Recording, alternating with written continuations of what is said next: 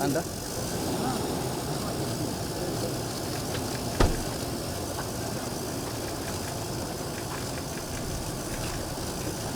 Tambule kuna tambule hapo.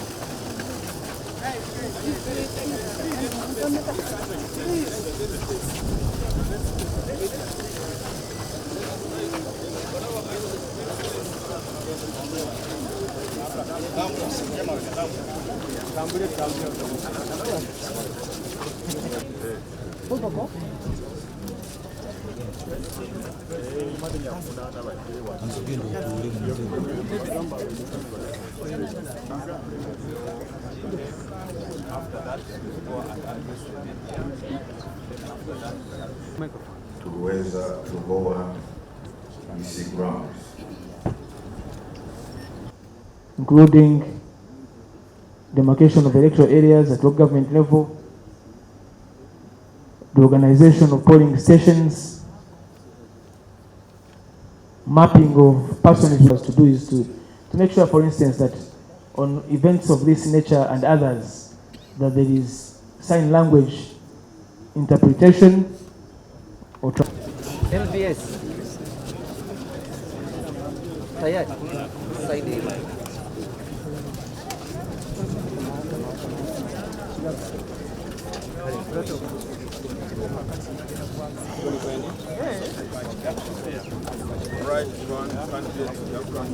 Leo toi moka sigara woli.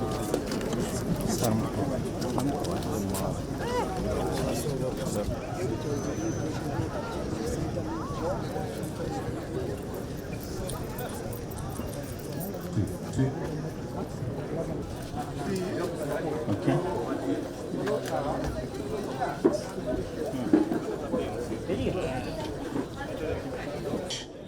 Ladies and gentlemen, before I say anything, I want to take this opportunity to pay tribute to our former Deputy President, Mama Jolly Mugisha, who passed away on the 24th of September last year. Today is exactly 1 year since we lost Mama Jolly. Mama Jolly was always a pillar of strength and courage within us. We strongly believe that today, as by coincidence, maybe there's a message that we are getting from the Almighty. Mama Jolly, rest in peace. We shall make you proud. We shall never give up your dreams. Fellow Ugandans, ladies and gentlemen, comrades in the struggle, I am deeply humbled and profoundly honored to accept your nomination to be the next president of the Republic of Uganda for the year 2026 to 2031, not 1926 to 1931. I thank you very much for the trust that you've continued to place in me ever since I offered myself for the first time for the presidential office in 2021. Today, my heart is filled with a deep sense of responsibility to deliver to that trust that you've put in me. Together, we have been everywhere preaching the message of a new Uganda. And today, with this nomination, we start on the final phase of our mission to freedom and true independence. Since our nation was born in 1962, every change of leadership has been written in blood. The blood and sacrifice of the common people of Uganda, the citizens of Uganda, and yet the leaders who always promised liberation have always delivered oppression. For 40 long years, one man and a small group of his relatives and friends have ruled our country on gunpoint. They have looted our nation and turned every institution of government into a tool of oppression. They have reduced the citizens of Uganda into slaves on their own land. They have reduced all of us into beggars, and they've turned our poverty into a tool of control. And yet, our country is not poor. Our country is rich.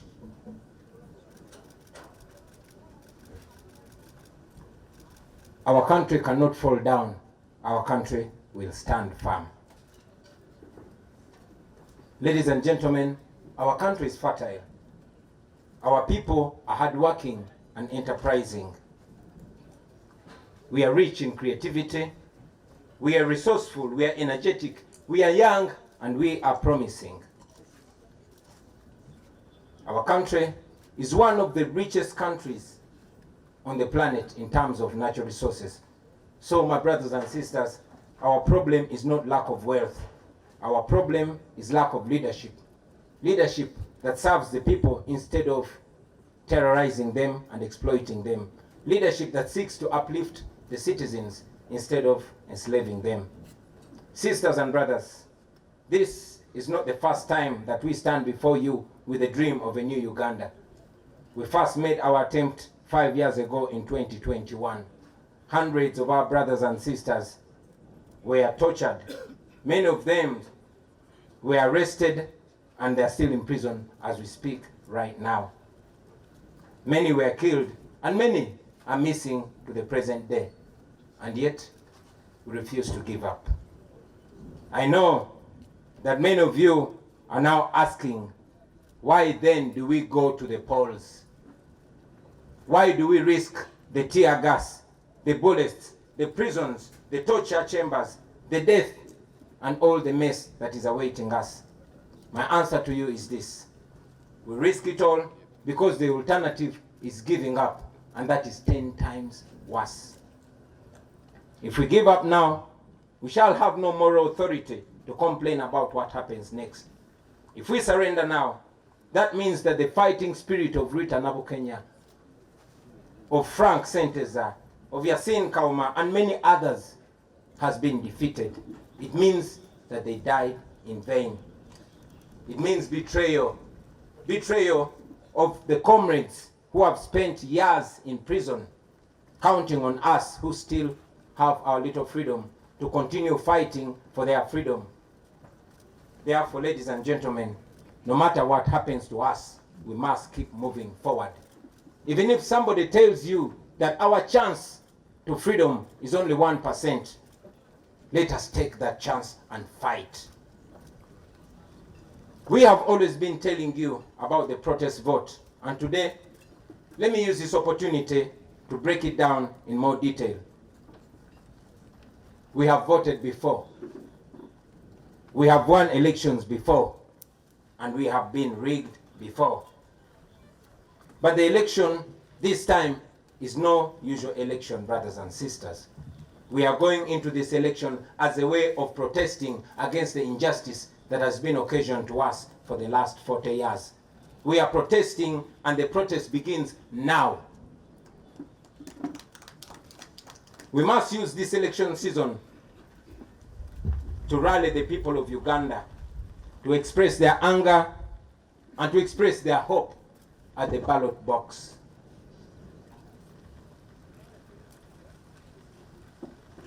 We are going to use this election to protest legally. We are going to use this election to protest constitutionally. And we are going to use this election to protest non-violently. We must mobilize the people of Uganda to come out and vote in very, very large numbers. Numbers too big to rig. We must lay different strategies and make different plans to ensure that we, the people of Uganda, get our freedom in this season. Now, to our brothers and sisters in the diaspora, you, brothers and sisters, the Ugandans in the diaspora, you send so much money. You send more than $2 billion back to Uganda every year. In real sense, you are the biggest investors in Uganda. We know that many of you even fear to come back home because you know what happens to those that return home. Many of you don't risk the brutality. We know that Ugandans like Sam Mugumya, who returned from a Congolese prison, was abducted weeks ago, and up to now, is missing. Nobody knows where Sam Mugumya is. We know Robert Kayingo Luja, a lawyer who was recently abducted from the airport, kept incommunicado for a month before being forced back in exile without even stepping foot in his house.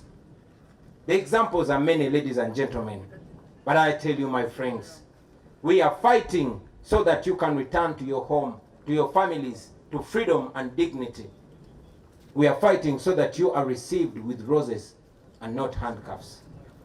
We fight so that Uganda can give your children the chances and opportunities that you never got. That is why we fight. Now to General Museveni. I know you don't like listening to young people or even listening to anybody at all, but at least listen to your friend and Bushwa comrade, General Kainda Otafire. I want you to remember that Uganda was here before you, and Uganda will be here long after you are gone. You don't have to burn it down on your way out. The best guarantee for your legacy, for your security, and for what you and your people have earned in the last 40 years is to allow a peaceful, orderly, and democratic transition of power.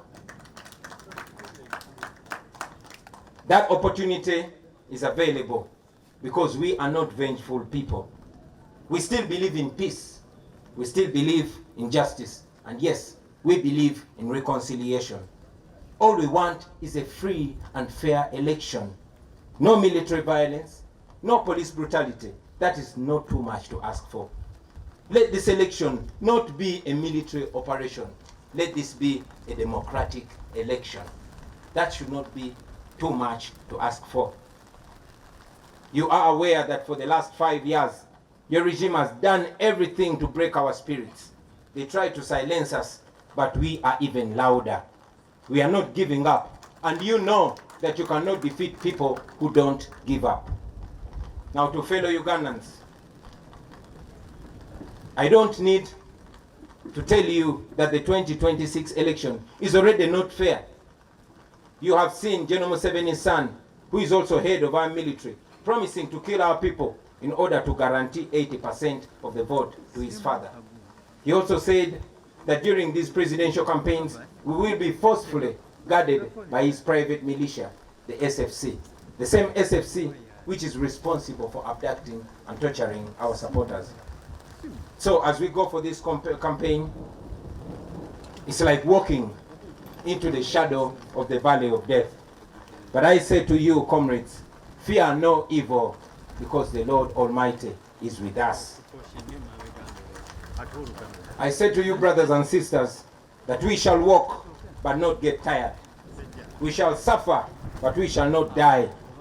It will be painful, but we shall win in the end. We shall reach a new Uganda. We have no doubt about that. We shall reach in a Uganda where you will move in town and not see guns on the streets. In a Uganda where security will be protecting the citizens and not terrorizing them. A Uganda where teachers, soldiers, health workers, and other workers are paid promptly and adequately. Where farmers earn fair income from their produce. Where traders are not suffocating under exploitative tax regimes. That is a new Uganda that we dream of. That is a new Uganda that we shall definitely get to. A Uganda where citizens can demonstrate on the streets about injustice, and the response of the government will be to listen to them and not to shoot them dead. A Uganda where jobs are not for the connected few, but for all those who qualify and are willing to work. Thank you.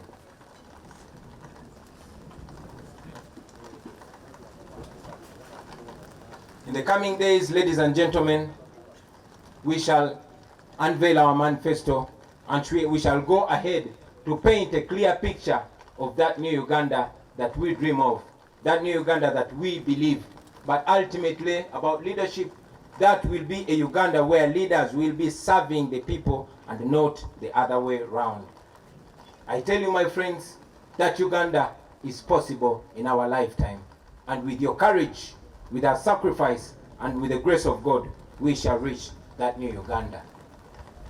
Now, as the National Unity Platform, even with the little resources that we had for the last 4.5 years, we have already demonstrated that we are able to use less and achieve more.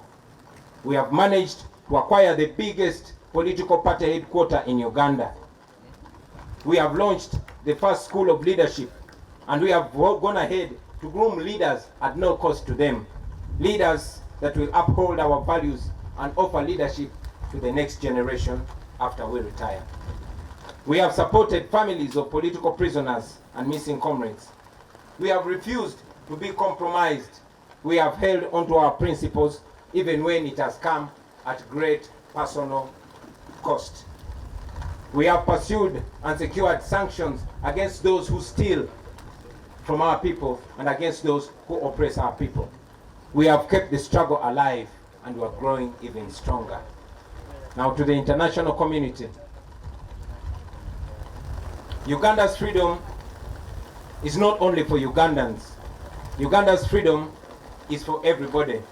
If Ugandans are safe, if Ugandans are not safe, neither are our neighbors, nor the international dwellers or the international community that always receives us when we go seeking for asylum. Please stand with us as we stand for democracy and human rights.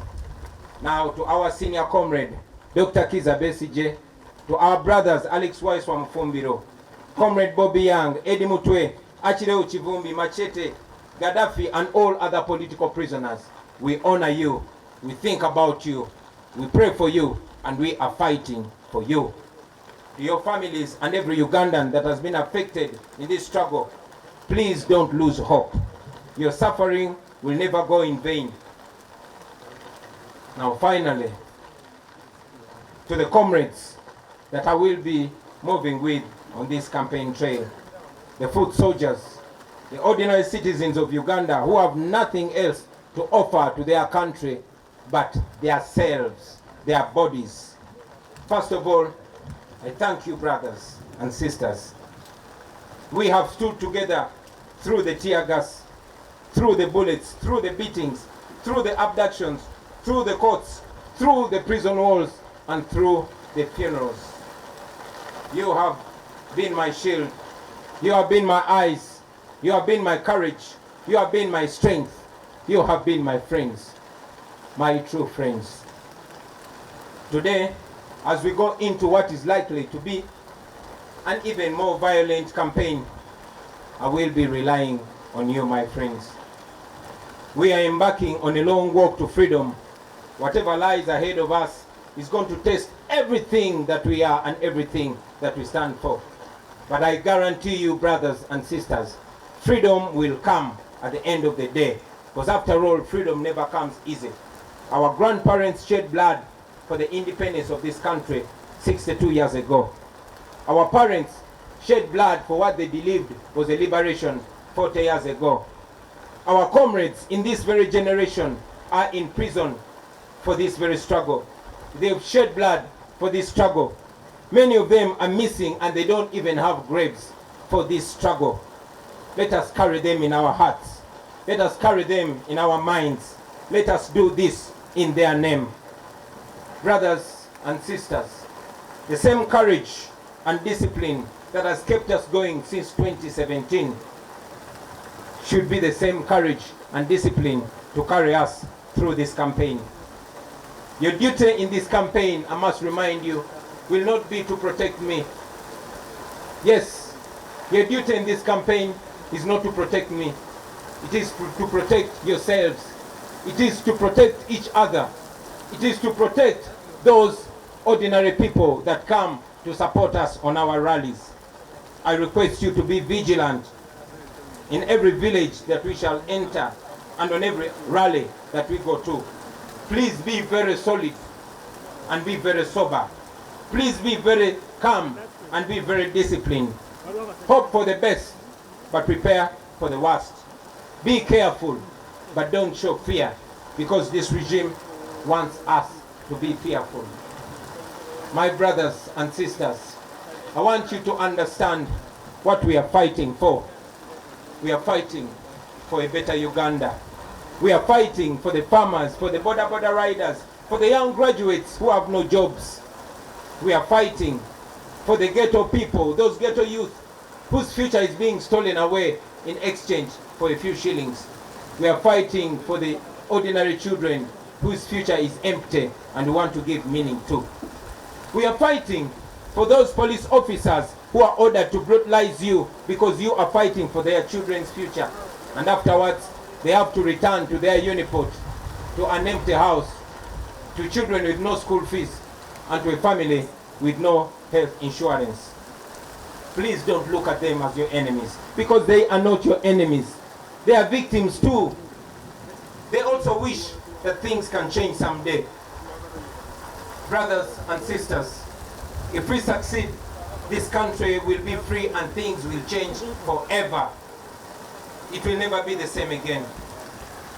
Unfortunately, if we don't succeed, nobody will ever believe that we did our best. That will mean that we are condemning our children, those that are born and those that are unborn, to slavery. And that is not what we should be doing. Therefore, brothers and sisters, failure is not an option. We must get our freedom, or at least die trying to get our freedom. I don't know how much danger is awaiting us on this campaign trail, but I know that we are going to keep moving with hope and faith. We are carrying the hope of our entire generation, a hope of millions and millions of Ugandans. Brothers and sisters, I want you to understand that this that we are carrying on our shoulders is a historical responsibility. So prepare yourselves. Hug your loved ones one more time and tell them that we are going to war. We are going to a war that we never chose. A war that we are not even trained for, but a war that has been imposed on us by our oppressors. We are facing an enemy that is armed to the teeth. And we are facing the enemy barehanded, only armed with the truth and God. We are fighting this because it is a duty that we must take on. We are fighting for our God-given right to live as human beings in our own country. We will never retire. We will never give up. We will fight until we are free. And I'm sure we shall be free in the end. This is not a matter of when, but it's not a matter of if. This is a matter of when. And we know that we are going to achieve our freedom. Brothers and sisters, I want to conclude by guaranteeing to you that are here with us and all Ugandans all over the world that in the end, we shall be free. In the end, everything is going to be all right. And if everything is not all right yet, then that will not be the end. Thank you very much for God and my country.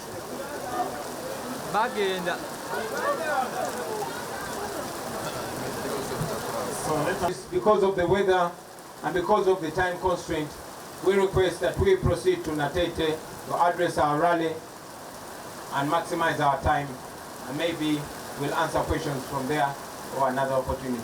Thank you very much. Candidates and dignitaries,